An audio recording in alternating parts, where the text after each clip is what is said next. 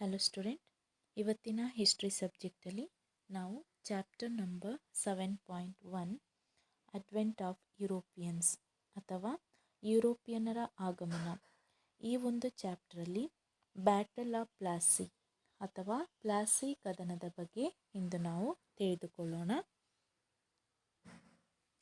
ಪ್ಲಾಸಿ ಕದನವು 1757ರಲ್ಲಿ ಜರುಗುತ್ತೆ. ಇದಕ್ಕೆ ಹಲವಾರು ಕಾರಣಗಳನ್ನು ನಾವು ನೋಡ್ಬೋದಾಗಿದೆ. ಅದರಲ್ಲಿ 6 ಕಾರಣಗಳು.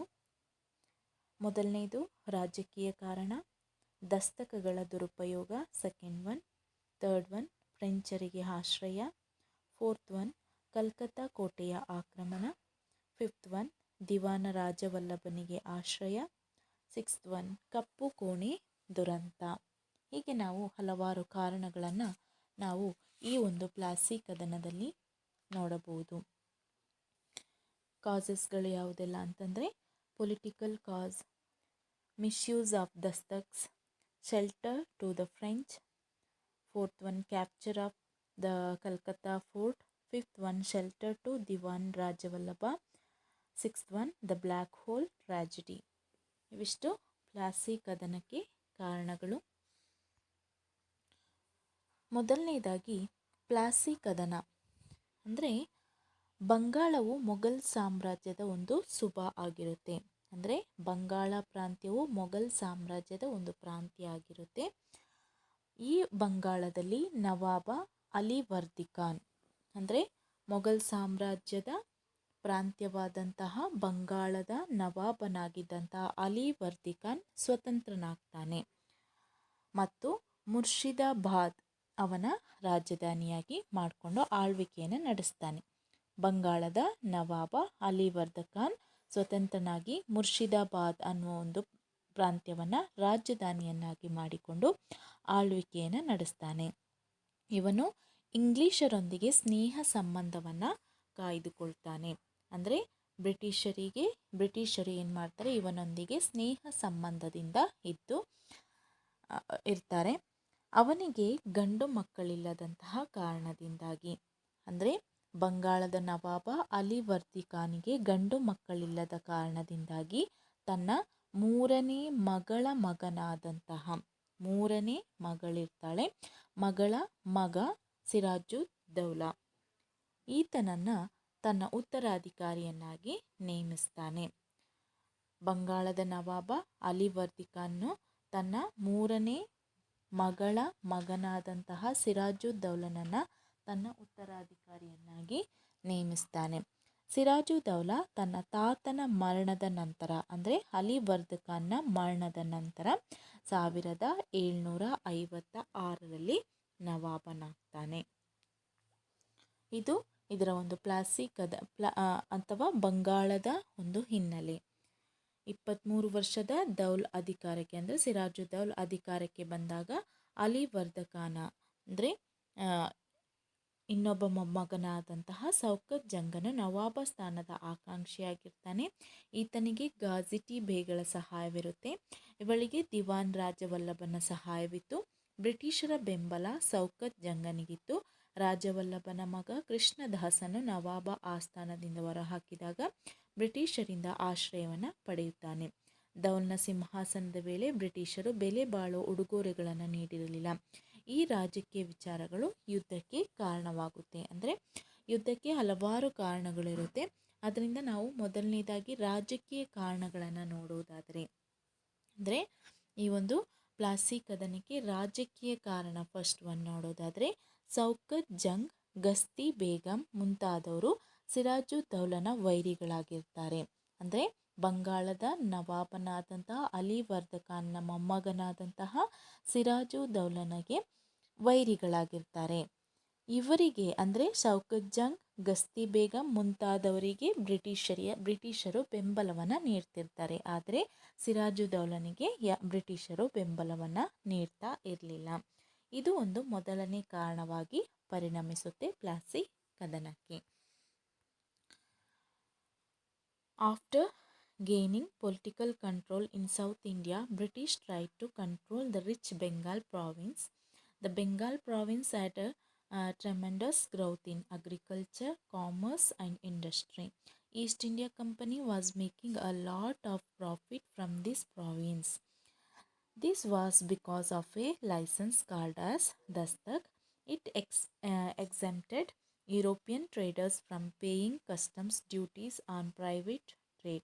It was issued by Mughal ruler Farooq Sahira. This license was misused by individual British officers. As a result of this, Bengal government faced a huge loss. This later led to conflict between the Nawab and the company. This was the two major wars in Indian history called as the Battle of Plassey and Battle of Buxar. So ನಾವೀಗ Bengal was a Suba under the Mughal Empire. The Nawab of Bengal, Alivardi Khan, became independent and Murshidabad was his capital. He maintained friendly relation with the British. He had no sons, hence he nominated Sirajuddaulah, the son of his third daughter, to succeed him. After the death of his grandfather, Sirajuddaulah became the Nawab in 1756. The Nawab of Bengal, Alivardi Khan, died in 1756. His grandson Sirajuddaulah became the Nawab. The Battle of Plassey took place between Sirajuddaulah and British. Causes or reasons: misuse of Dastak. Sirajuddaulah was upset that the government was facing losses because of the misuse of Dastak by the officers of the company. It means Mughals Empire had given permissions to the British to trade in Bengal without tax. Dastak were issued by the government of Bengal to the East India Company, which exempted the custom duties on trade. The servant of the East India Company misused them for their private trade and also sold them to local merchants for profit. This resulted in the loss of income to the state. ಅಂದರೆ ನಾವು ಎರಡನೇ ಕಾರಣವನ್ನು ದಸ್ತಕಗಳ ದುರುಪಯೋಗ ಅಂತ ಹೇಳಬಹುದಾಗಿದೆ. ಅಂದರೆ ದಸ್ತಕಗಳ ದುರುಪಯೋಗ ಏನಾಗುತ್ತೆ ಅಂತಂದರೆ, ಮೊಘಲ್ ಸಾಮ್ರಾಟನು ಇಂಗ್ಲಿಷರಿಗೆ ಬಂಗಾಳದಲ್ಲಿ ತೆರಿಗೆ ರಹಿತ ವ್ಯಾಪಾರಕ್ಕಾಗಿ ಅನುಮತಿಯನ್ನು ನೀಡಿದ್ದನು. ಅಂದರೆ ಬಂಗಾಳದಲ್ಲಿದ್ದಂಥ ಮೊಘಲ್ ಸಾಮ್ರಾಟರು ಏನು ಮಾಡ್ತಾರೆ ಅಂತಂದರೆ, ಇಂಗ್ಲಿಷರಿಗೆ ಬಂಗಾಳದಲ್ಲಿ ತೆರಿಗೆ ರಹಿತ ವ್ಯಾಪಾರ ಅಂದರೆ ತೆರಿಗೆ ಕಟ್ಟದೆ ವ್ಯಾಪಾರವನ್ನು ನಡೆಸೋದಕ್ಕಾಗಿ ಅನುಮತಿಯನ್ನು ನೀಡಿರ್ತಾರೆ. ದಸ್ತಕಗಳನ್ನು ಬಂಗಾಳದ ಸರ್ಕಾರ ಈಸ್ಟ್ ಇಂಡಿಯಾ ಕಂಪನಿಗೆ ನೀಡಿರುತ್ತೆ ಮತ್ತು ಅವು ವ್ಯಾಪಾರದಲ್ಲಿ ಸುಂಕ ವಿನಾಯಿತಿಯನ್ನು ಒದಗಿಸಿರುತ್ತೆ. ಅವುಗಳನ್ನು ಈಸ್ಟ್ ಇಂಡಿಯಾ ಕಂಪನಿಯ ನೌಕರರು ತಮ್ಮ ಖಾಸಗಿ ವ್ಯಾಪಾರಕ್ಕಾಗಿ ದುರುಪಯೋಗವನ್ನು ಪಡಿಸಿಕೊಳ್ತಾರೆ. ಅಂದರೆ ದಸ್ತಕ್ ಅನ್ನುವಂತಹ ಒಂದು ತೆರಿಗೆ ರಹಿತ ವ್ಯಾಪಾರವನ್ನು ದುರುಪಯೋಗ ಪಡಿಸಿಕೊಳ್ತಾರೆ ಬ್ರಿಟಿಷರು ಮತ್ತು ಲಾಭಕ್ಕಾಗಿ ಸ್ಥಳೀಯ ವ್ಯಾಪಾರಿಗಾಗಿ ಮಾರಿಕೊಳ್ತಾರೆ. ಇದರಿಂದಾಗಿ ರಾಜರ ಆದಾಯಕ್ಕೆ ನಷ್ಟ ಉಂಟಾಗುತ್ತೆ. ಇದು ಕೂಡ ಪ್ಲಾಸಿ ಕದನಕ್ಕೆ ಎರಡನೆಯ ಪ್ರಮುಖ ಕಾರಣ ಆಗುತ್ತೆ. ನೆಕ್ಸ್ಟ್ ನಾವು ನೋಡೋದಾದರೆ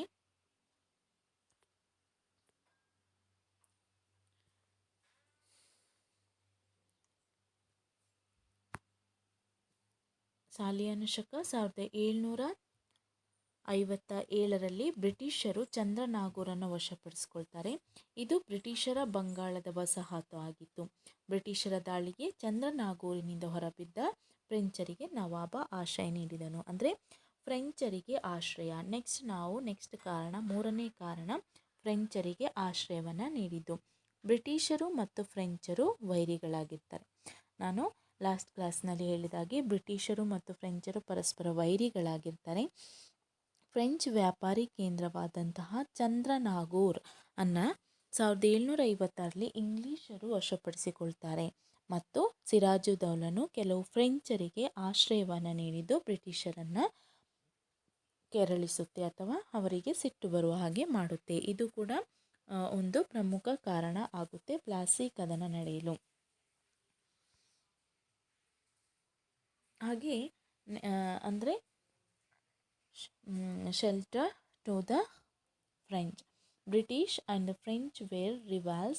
The English captured Chandernagore, a French trading center, in 1756, and Sirajuddaula gave shelter to some Frenchmen, which angered the British.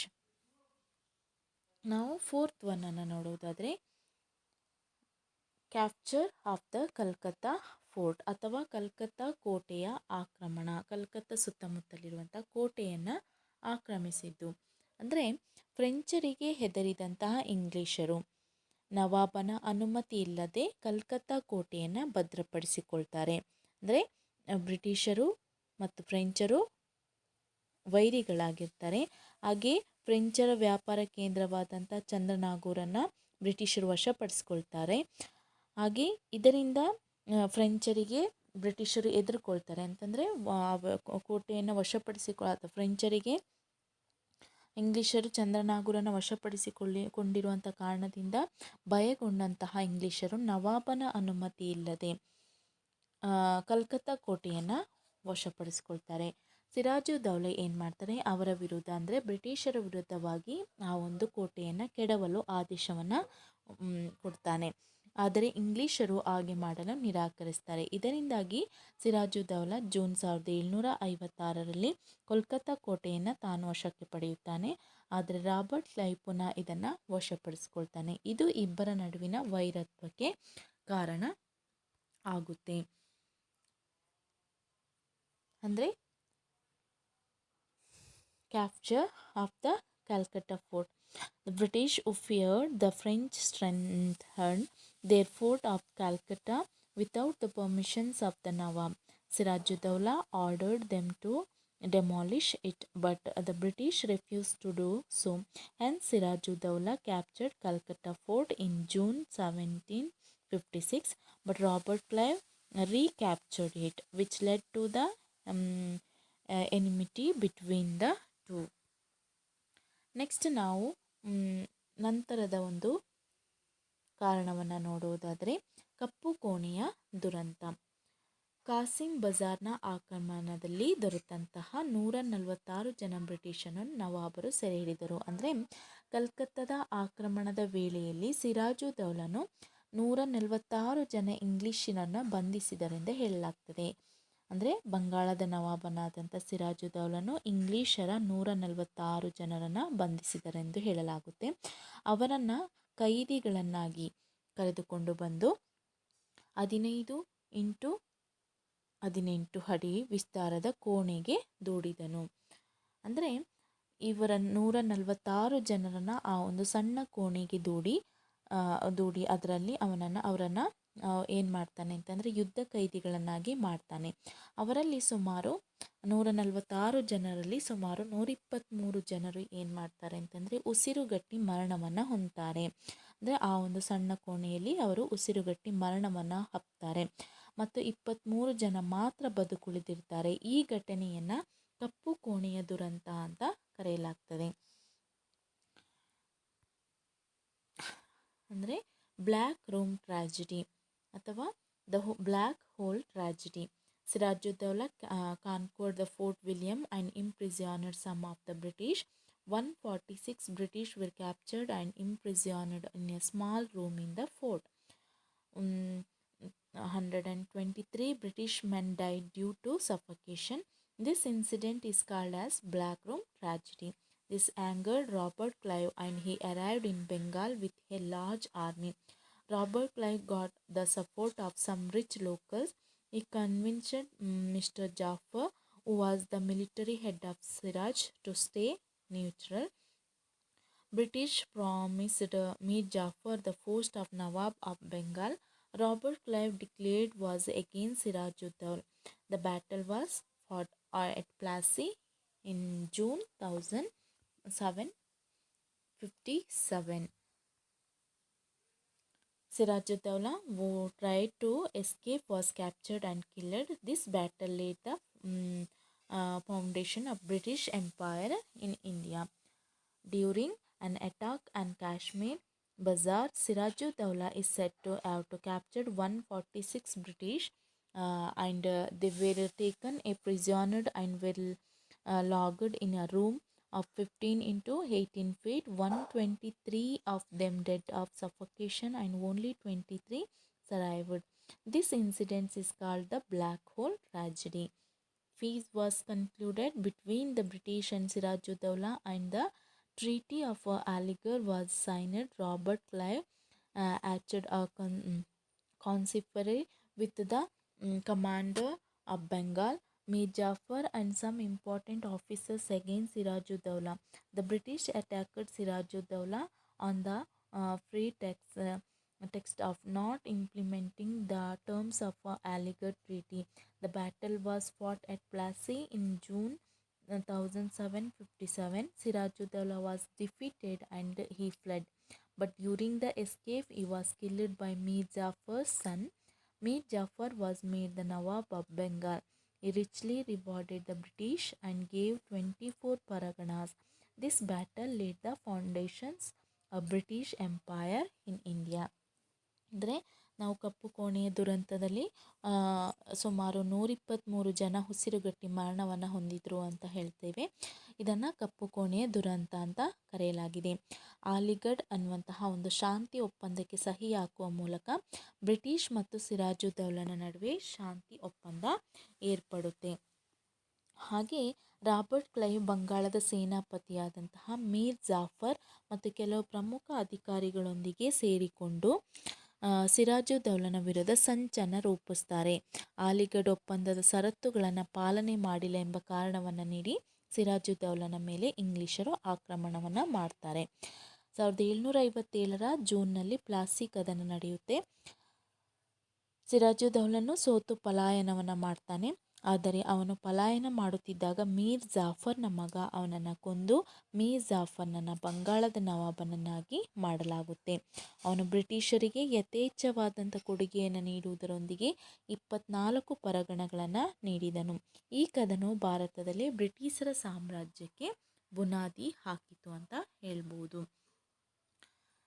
ಈ ಒಂದು ಪ್ಲಾಸಿ ಕದನದ ಪರಿಣಾಮಗಳಲ್ಲಿ ಏನಾಗುತ್ತೆ ಅಂತಂದರೆ ಮೀರ್ ಜಾಫರ್ ಬಂಗಾಳದ ನವಾಬನಾಗ್ತಾನೆ.